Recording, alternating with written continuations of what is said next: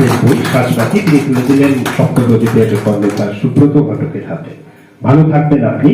আপনি এই জাফরের মধ্যে পাঠ করবেন পাপিয়া বর্ণন। শুধু পাঠ নয়, তিনি একটি কবিতা পাঠ করবেন এবং তিনি সম্মান স্মারক তুলে দেওয়ার জন্য মঞ্চে আহ্বান জানাচ্ছি বিশিষ্ট সঙ্গীত শিল্পী ও প্রযোজক ঋতুরাজ সেন।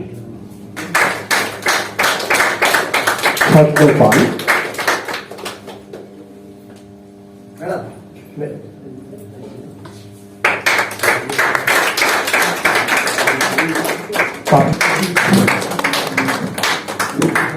অন্তরা মন্ডল,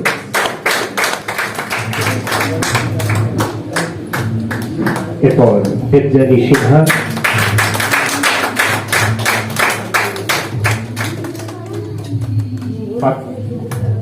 পার্থপ্রতিম দাস ও কাব্যজন প্রণতশ্রী।